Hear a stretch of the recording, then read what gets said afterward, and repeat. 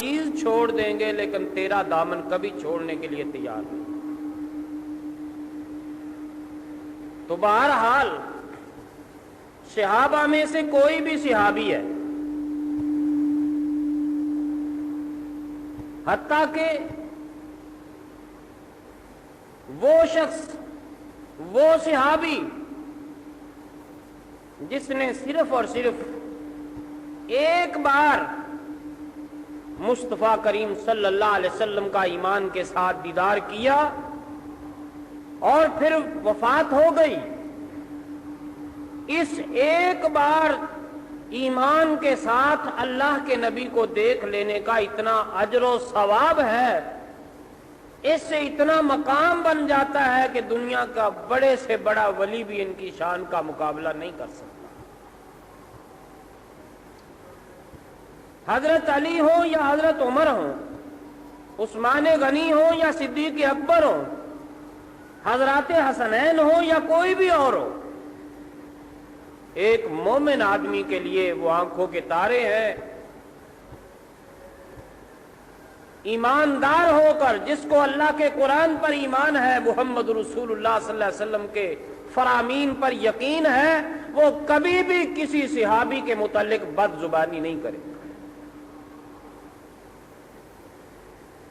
کبھی بھی کوئی ایسا کلمہ زبان سے نہیں لائے گا، اس لیے کہ اس کو پتا ہے کہ میں کچھ بھی زبان سے کہتا رہوں ان کا کچھ نہیں بگڑے گا، وہ جن اعلیٰ مقام میں پہنچنے تھے پہنچ چکے ہیں، وہ تو جنات کے اندر، باغات کے اندر آرام اور سکون کی زندگی گزار رہے ہیں۔ آج اگر کوئی بد زبانی کرتا ہے تو اپنے اعمال کو برباد اور تباہ کرتا ہے، ان کا کچھ بھی نہیں بگڑتا ہے۔ گر نہ بینت بروز شپرا چشم فلک را چی خطاست،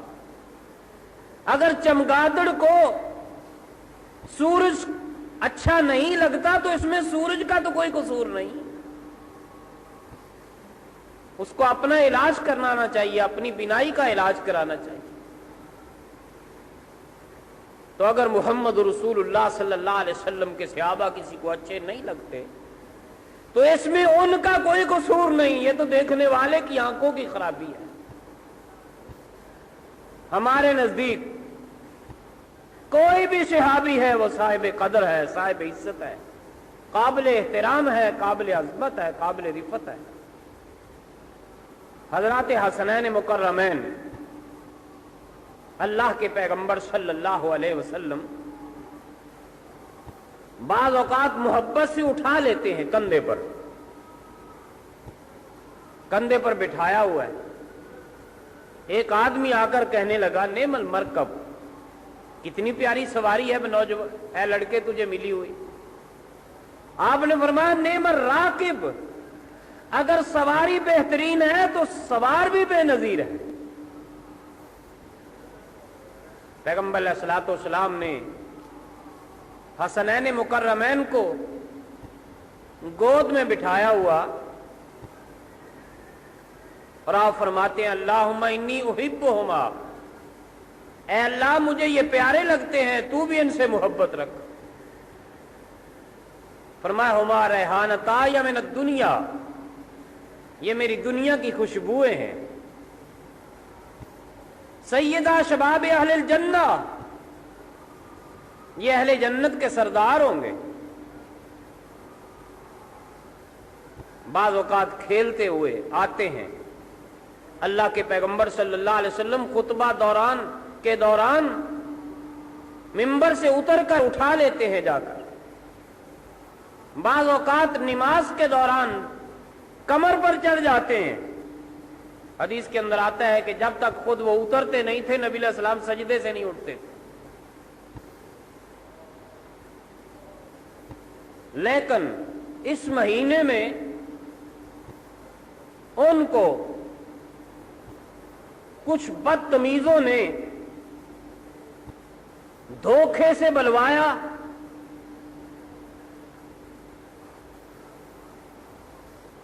فریب دے کر بلوایا، جھوٹ بول کر بلوایا، وعدہ کیا کہ ہم تمہارا ساتھ دیں گے، لیکن وقت آئے پر سارے ساتھ چھوڑ گئے۔ وہی جو دم بھرتے تھے کہ ہم تمہارے ہیں، آؤ آؤ جلدی آؤ۔ حضرت حسین رضی اللہ تعالیٰ عنہ میں اپنے اہل و عیال کے چلنے لگے مکہ مکرمہ سے، تو صحابہ کرام کبھی ایک آتا ہے کبھی دوسرا آتا ہے کہ خدا کے لیے آپ نہ جائیں، کن لوگوں کے پاس جا رہے ہو؟ جن لوگوں نے اپنے آپ کے والد سے وفا نہ کی، آپ کے بڑے بھائی سے وفا نہ کی، ان کے اوپر اعتماد کر رہے ہو، ان کے پاس جا رہے ہو۔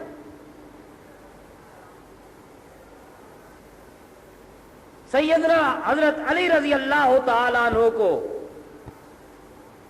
جو اپنے پاس بلا کر لے گئے، جو اسلام کا دارالخلافہ مدینہ منورہ تھا،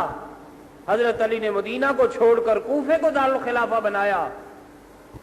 صرف اس خیال سے کہ یہ لوگ میرے ماننے والے ہیں، یہاں زیادہ ہیں۔ حتیٰ کہ حضرت علی کو بھی شہید کیا گیا، اور خیر سے وہی جو بیعت کر کے بلانے والے انہی میں سے ایک صاحب نے شہید کی، جیسا کہ جلاء العیون میں لکھا ہے۔ حتیٰ کہ پھر حضرت حسن رضی اللہ تعالیٰ عنہ اگر خلیفہ بنے، ان کا بھی ساتھ نہ دیا، اسی ٹو میں رہے کہ کسی طرح ان کو لڑوائیں آپس میں، لیکن ان کے داؤ کو، ان کے فریب کو حضرت حسن رضی اللہ تعالیٰ عنہ سمجھ گئے، اور امیر معاویہ رضی اللہ تعالیٰ عنہ سے صلح کر لی، اور فرمانے لگے جیسا کہ احتجاج طبرسی میں ہے، فرمایا واللہ ان معاویۃ خیر لی من ہؤلاء،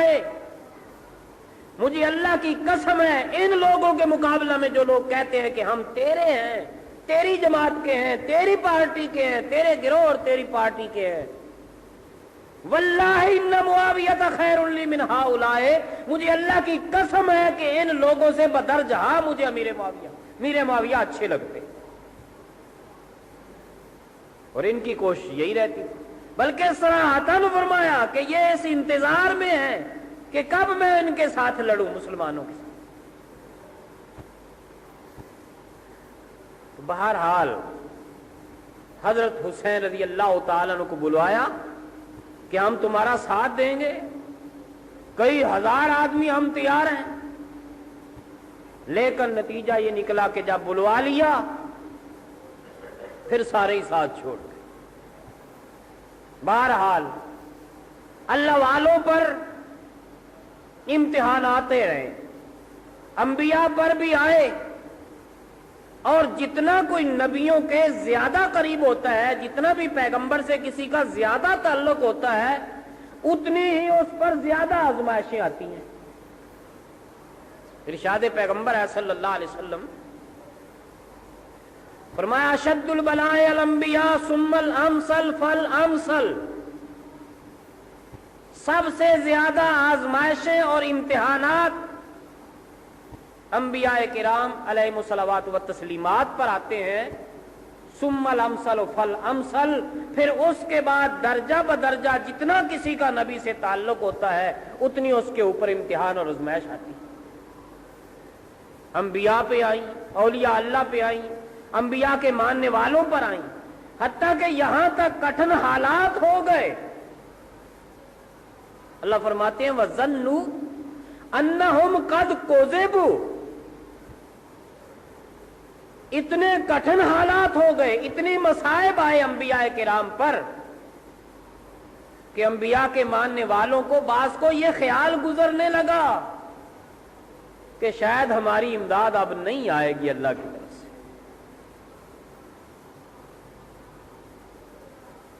فرمایا وَكَأَيٍّ مِّن نَبِيٍّ قَاتَلَ مَعَهُ رِبِّيُّونَ كَثِيرٌ فَمَا وَهَنُوا لِمَا أَصَابَهُمْ فِي سَبِيلِ اللَّهِ وَمَا ضَعُفُوا وَمَا اسْتَقَامُوا، ہمیشہ سے اللہ کے پیغمبر اور پیغمبروں کے ساتھی کفر کے خلاف جہاد کرتے رہے ہیں، لیکن جتنی بھی مصیبتیں آئیں، جتنی بھی پریشانیاں آئیں، جتنے بھی مصیبتوں کے پہاڑ ٹوٹے، مصیبتیں سہتے رہے، دکھ برداشت کرتے رہے، پریشانیاں جھیلتے رہے، لیکن ان مصائب نے ان کے پائے ثبات کے اندر ذرہ برابر بھی لغزش پیدا نہیں کی، ثابت قدم رہے، ڈٹے رہے۔ اور کیوں نہ ڈٹے رہیں؟ اللہ فرماتے ہیں وَلَنَبْلُوَنَّكُمْ بِشَيْءٍ مِّنَ الْخَوْفِ وَالْجُوعِ وَنَقْصٍ مِّنَ الْأَمْوَالِ وَالْأَنفُسِ وَلَنَبْلُوَنَّكُمْ بِشَيْءٍ مِّنَ الْخَوْفِ وَالْجُوعِ وَنَقْصٍ مِّنَ الْأَمْوَالِ وَالْأَنفُسِ وَالثَّمَرَاتِ وَلَنَبْلُوَنَّكُمْ، ہم ضرور بھی ضرور آزمائیں گے تم کو،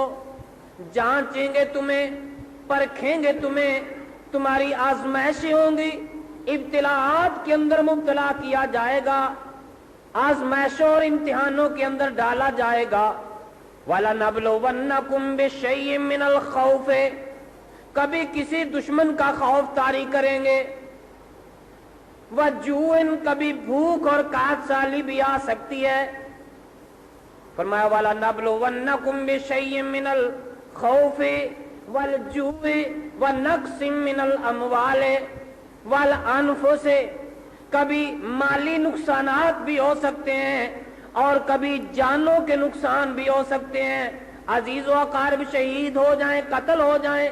بیٹے بھائی رشتہ دار، ایسے امتحانات آئیں گے۔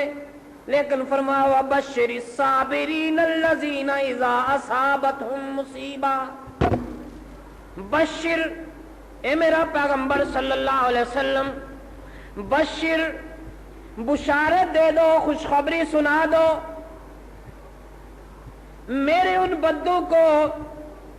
میرے ان عبادت گزاروں کو، الذین اذا اصابتہم مصیبہ،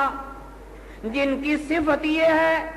جن کی عادت یہ ہے کہ جب بھی ان کے اوپر کوئی مصیبت آتی ہے، کوئی دکھ آتا ہے، کوئی پریشانی آتی ہے، قالوا انا للہ و انا الیہ راجعون، ان کی زبان سے واہ ویلا نہیں نکلتا،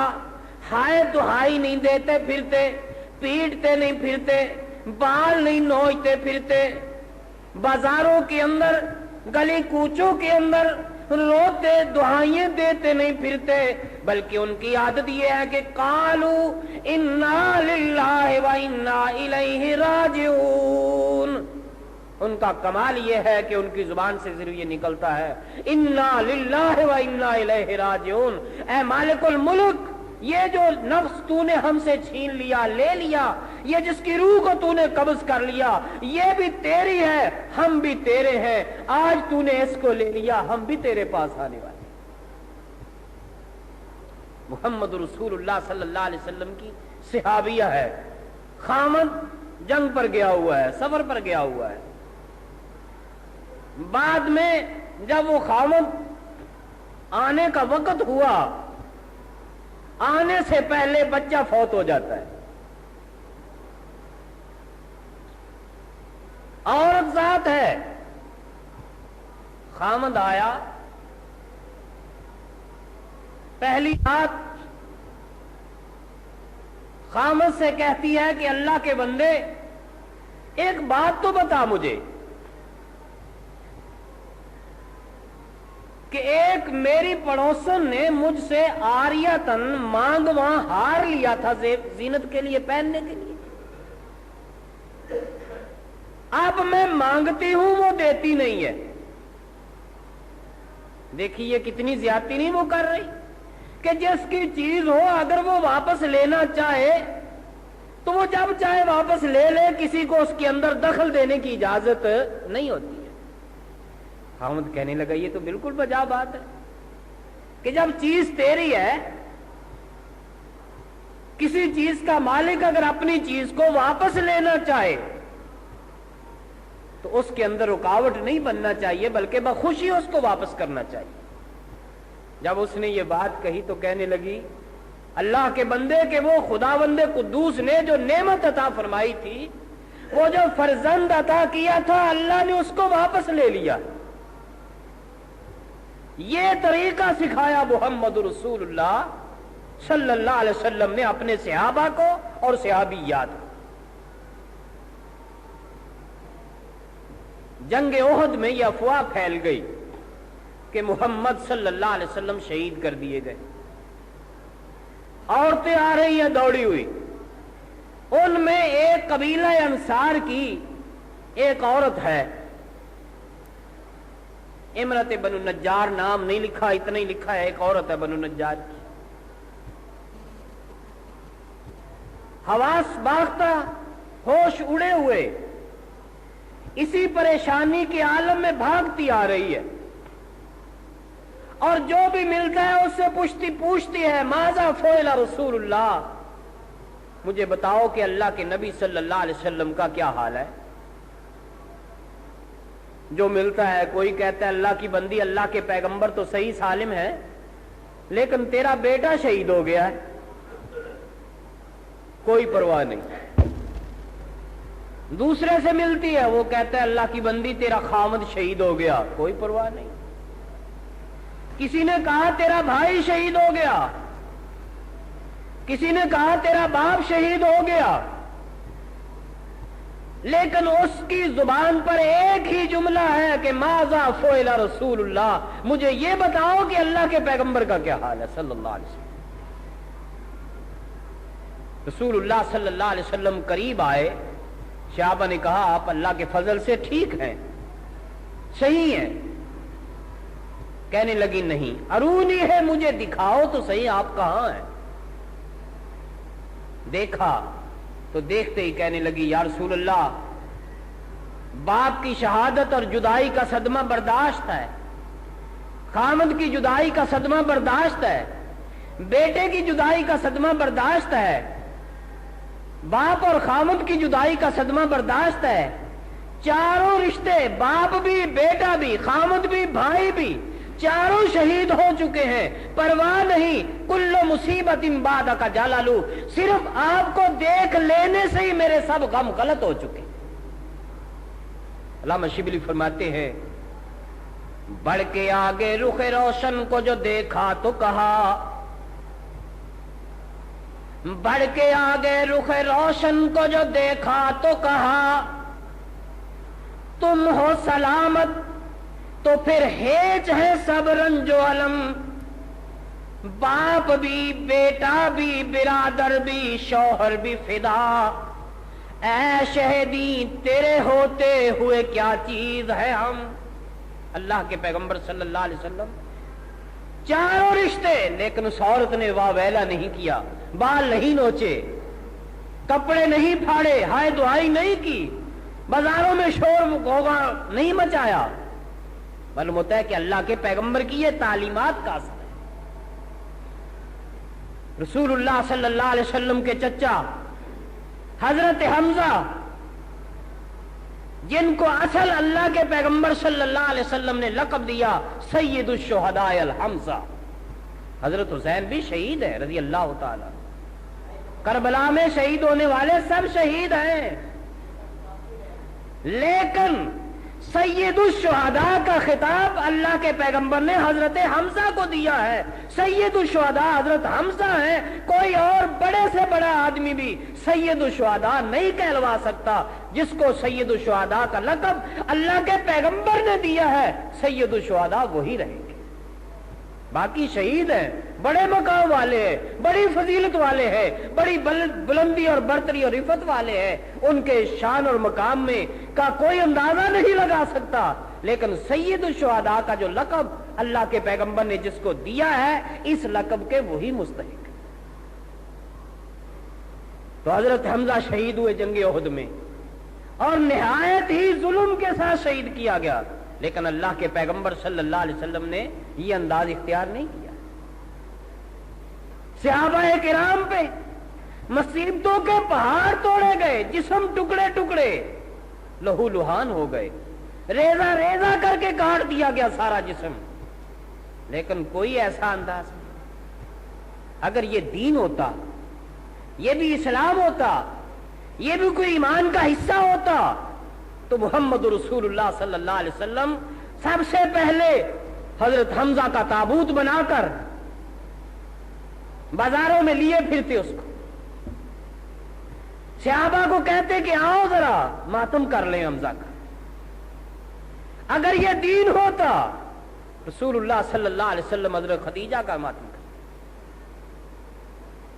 پیغمبر خدا صلی اللہ علیہ وسلم کے اپنے بچے بچپن میں جو فوت ہو گئے، 3 بیٹیاں زندگی میں آپ کی وفات پا گئی. اگر یہ دین ہوتا تو رسول اللہ صلی اللہ علیہ وسلم خود اس کی تعلیم دیتے. اگر یہ دین ہوتا تو حضرت علی رضی اللہ تعالیٰ عنہ رسول اللہ صلی اللہ علیہ وسلم کا ماتم کرتے. اگر یہ دین ہوتا حضرت حسن رضی اللہ تعالیٰ عنہ اور حضرت حسین رضی اللہ تعالیٰ عنہ حضرت علی کا ماتم کرتے. اگر یہ دین ہوتا تو حضرت حسین حضرت حسن کا ماتم کرتے. اگر یہ دین ہوتا تو وہ ترتیب وار جو 12 امام بنائے جاتے ہیں ان میں سے ایک تو غائب ہیں، 11 امام تک 11 تک ان میں سے کوئی یہ تعلیم دے کر جاتے. جس رسم کا، جس بدعت کا تعلق نہ خدا کے قرآن سے ہو، نہ فرمان مصطفیٰ سے ہو صلی اللہ علیہ وسلم، نہ صحابہ کرام سے ہو، نہ علی مرتضیٰ سے ہو، نہ حضرات حسنین سے ہو، نہ 11 اماموں سے ہو، وہ دین کیسے بن سکتا ہے؟ اس کا دین کے ساتھ کیا تعلق ہو سکتا ہے؟ اور یہ رسم کہ بازاروں میں بازار بند کر دیے جائیں اور بازاروں کے میں عورتیں مرد نکل کر پیٹیں، سیاہ کپڑے پہنے. دنیا میں سب سے پہلے یہ رسم معز الدولہ نے 352 ہجری کے اندر ایجاد کی ہے. اور ہمارے دوستوں کے 12 اماموں میں سے ایک امام تو غائب ہے. 11 اماموں میں سے آخری امام حسن عسکری، اس کی ان کی وفات رحمہ اللہ تعالی 3 صدی کے آخر میں 260 ہے غالباً یا 277 لکھا ہے. گویا اس رسم کا تعلق 12 اماموں میں سے کسی امام کے ساتھ بھی نہیں. آخری امام سے یعنی 11ویں امام کی وفات سے بھی کم از کم زیادہ نہیں تو 50 یا 60 70 سال بعد یہ نکالی گئی. اب جس چیز رسم کا تعلق نہ قرآن سے ہے، نہ سنت سے ہے، نہ ائمہ دین سے ہے، جیسا کہ علامہ ابن کثیر رحمۃ اللہ تعالی علیہ نے البدایہ والنہایہ 11 جلد ہے، سوا غالباً 341 ہے. فرماتے ہیں لو کان ھذا الامر محمودا، اگر یہ کام اچھا ہوتا تو اس کو پہلے بزرگان دین جو گزر چکے ہیں انہوں نے بھی کیا ہوتا، اور ان کا یہ نہ کرنا یہ دلیل ہے اس بات کی کہ وہ اس چیز کو دین نہیں سمجھتے. چونکہ وقت قلیل ہے اس لیے میں چند ایک باتیں عرض کرتا ہوں. ہمارے انہی دوستوں کی اپنی کتابوں میں جو کچھ لکھا ہے،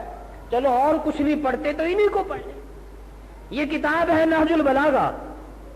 اس کے متعلق ان کا نظریہ عندیہ یہ ہے کہ یہ حضرت علی رضی اللہ تعالی عنہ نے گاہ بگاہ موقع بموقع اپنی زندگی میں جو خطاب کیے، خطبے دیے، وعظ کیے، تبلیغ کی، تقریریں کی، یہ ان خطبات کا مجموعہ ہے. اس میں جو باتیں لکھی ہیں یہ وہ ہیں جو حضرت علی رضی اللہ تعالی عنہ نے فرمائی ہیں. اب اس کتاب کے اندر کیا لکھا ہے، یہ اس کتاب کا نہج البلاغہ کا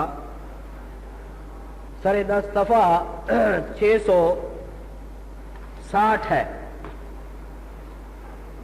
سیدنا حضرت علی رضی اللہ تعالی عنہ پیغمبر خدا صلی اللہ علیہ وسلم دنیا سے رخصت ہو جاتے ہیں. حضرت علی رضی اللہ تعالی عنہ اس موڑ پر، اس مقام پر زیادہ کٹھن اور مسلمانوں کے لیے سب سے بڑی اگر کوئی مصیبت ہو سکتی ہے تو رسول اللہ صلی اللہ علیہ وسلم کی جدائی تھی۔ اس موقع پر حضرت علی رضی اللہ تعالیٰ عنہ فرماتے ہیں لولا انک امرتا بالصبر ونہیت عن الجزع لانفذنا علیک ما الشیون، اے اللہ کے پیغمبر، اے محمد رسول اللہ صلی اللہ علیہ وسلم، آپ ہم سے جدا ہو گئے، آپ اس دنیا سے چلے گئے، آخرت کو منزل بنا لیا، آپ ہم سے علیحدہ ہو گئے، آپ کی اس جدائی کا، آپ کے اس فراق کا ہمیں اتنا صدمہ ہے، اتنا دکھ ہے، اتنی پریشانی ہے، اتنا غم ہے جس کو ہم اپنی زبان سے بیان نہیں کر سکتے۔ حضرت صفیہ رضی اللہ تعالیٰ عنہ کے شعر لکھے ہیں بعض کتابوں میں، فرماتی ہیں الا یا رسول اللہ کنت رجاءنا وکنت بنا برا ولم تک جافیا وکنت رحیما ہادیا ومعلما لیبکی علیک اليوم من کان باکیا، اے اللہ کے پاک پیغمبر صلی اللہ علیہ وسلم، آپ ہمارے ہادی تھے، رہبر و رہنما تھے، ہمارے مرشد و مربی تھے، ہمیں صراط مستقیم پر چلانے والے تھے، ہم پہ ہمارے ساتھ محبت اور ان، لیکن آج آپ ہم سے جدا ہو گئے ہیں، آج ہر آنکھ تر ہے، آنسو بہا رہی ہے۔ فرماتے ہیں کہ اللہ کے پیغمبر صلی اللہ علیہ وسلم لولا انک امرتنا بالصبر، اگر تو نے ہمیں یہ تعلیم نہ دی ہوتی کہ جب بھی مومن آدمی کو مصیبت پہنچتی ہے تو وہ اس پر صبر کرتا ہے، وہی جو میں نے آیت پڑھی وبشر الصابرین، صبر کرنے والوں کو بشارت دے دو، خوشخبری سنا دو، الذین اذا اصابتهم مصیبہ، جب بھی ان کو کوئی مصیبت پہنچتی ہے قالوا انا للہ و انا الیہ راجعون، تو ان کی زبان پہ یہ کلمہ ہوتا ہے کہ ہم بھی اللہ کے لیے ہیں اور ہم نے اللہ ہی کے پاس چلے جانا ہے۔ فرمایا اللہ کے پیغمبر لولا انک امرت بالصبر، اگر تو نے ہمیں صبر کا حکم نہ دیا ہوتا، ونہیت عن الجزع، اور تو نے ہم کو جزا فضا کرنے سے نہ روکا ہوتا، لانفذنا علیک ما الشعون، آج ہم اتنا روتے کہ اپنی آنکھوں کا پانی خشک کر ڈالتے رو، لیکن تو نے ہمیں تعلیم دی ہے کہ جب بھی کسی کو مصیبت آئے تو اس پر صبر کرو۔ پیغمبر خدا صلی اللہ علیہ وسلم کا فرمان تو یہ ہے کہ مصیبت آئے تو صبر کرو، اور ہم نے بالکل اس کا عکس کر لیا۔ اسی کتاب کا یہ اگلا صفحہ ہے 835، صبر، اے میرے ساتھیوں کوئی مصیبت آئے تو اس پر کیا کرنا؟ صبر کرنا۔ کیوں؟ فرمایا فإن الصبر من الایمان کالراس من الجسد، فرماتے ہیں کہ صبر کی حیثیت ایمان ایسے سر کی حیثیت ہے جسم کے اندر، اگر جسم کے ساتھ سر نہ رہے تو وہ شخص زندہ نہیں رہ سکتا، اسی طرح اگر ایمان کے ساتھ صبر نہ ہو تو ایمان باقی نہیں رہتا۔ صبر ہے تو ایمان ہے، اگر صبر نہیں تو ایمان نہیں، ایمان رخصت ہو چکا۔ فرماتے کون ہے؟ حضرت علی رضی اللہ تعالی عنہ، نہج البلاغہ صفحہ 835، فإن الصبر من الایمان کالراس من الجسد، ایمان کی حیثیت، صبر کی حیثیت ایمان کے ساتھ ایسی ہے جیسے سر کی حیثیت ہوتی ہے جسم سے، ولا خیر فی جسد، اس جسم میں کوئی بھلائی اور بہتری باقی نہیں رہتی، لا راس معہ، جس جسم کے ساتھ سر باقی نہ رہے، ولا فی ایمان لا صبر معہ، اس ایمان میں کوئی بھلائی باقی نہیں رہتی جس ایمان کے ساتھ صبر باقی نہ رہے۔ یہ ایک اور صفحہ اسی کتاب کا 856، قال علیہ السلام ینزل الصبر علی قدر المصیبہ، من ضرب یدہ علی فاخذہ عند مصیبتہ حبط عملہ، حضرت علی کے ساتھ اگر محبت ہے، بزرگان دین سے الفت ہے، محمد رسول اللہ صلی اللہ علیہ وسلم کے جان نثاروں سے اگر پیار ہے، تو اس کا طریقہ یہ ہے اظہار کا کہ ان کی بات کو مانا جائے، یوں تو نہیں کہ دعویٰ زبان سے ہو محبت کا اور بات ایک بھی نہیں ماننی، بات ایک بھی نہیں ماننی. جیسے کسی نے کہا نا، فرمایا تاصل الہ وانت تظہر حبہ وہذا لعمری فی الفعال بدیع لو کا صادقا لأطاعتہ ان المحب لمن یحب مطیع. فرماتے ہیں کہ محبت کا دعویٰ کرتے ہو خدا کے ساتھ، لیکن خدا کی ایک بات بھی ماننے کے لیے تیار نہیں. اگر تم اللہ کے ساتھ محبت کے دعویٰ میں سچے ہوتے تو اپنی زندگی کا ہر عمل خدا کے حکم کے مطابق بنا لیتے، اس لیے کہ یہ تو خدا کی ذات ہے. یہ دنیا کی جھوٹی محبت جہاں ہوتی ہے، دنیا کے جھوٹے عاشقوں کی عادت یہ ہے کہ ان المحب لمن یحب مطیع. دنیا کا عاشق بھی ہر وقت اس تمنا میں رہتا ہے کہ میں وہ کام کر کے دکھاؤں جو میرے محبوب کو پسند ہے،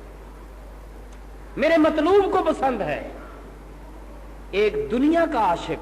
تو یہ نہیں چاہتا کہ مجھ سے کوئی ایسا کام سرزد ہو جائے جو میرے محبوب و مطلوب کو پسند نہیں ہے، جو اس کی نظروں میں مبغوض ہے، اور تم دعویٰ کرو خدا کے بندوں کے ساتھ محبت کا اور ان کی بات ایک بھی ماننے کے لیے تیار. کیسے تم اپنے دعوے میں سچے ہو سکتے ہو؟ تو حضرت علی فرماتے ہیں ینزل الصبر علی قدر المصیبہ. انسان کا صبر اس کی مصیبت کے مطابق دیکھا جاتا ہے کہ کتنی مصیبت آئی اور کتنا اس نے صبر کیا. آگے فرماتے ہیں من ضرب یدہ علی فخذہ، جس آدمی نے مصیبت کے وقت اپنا ہاتھ، عورتوں کی عادت ہوتی ہے نا مصیبت کے پٹن لگ پہنتی ہیں، فرمایا جس کسی نے مصیبت کے وقت، پریشانی کے وقت، رنج و الم کے وقت اپنا تنگ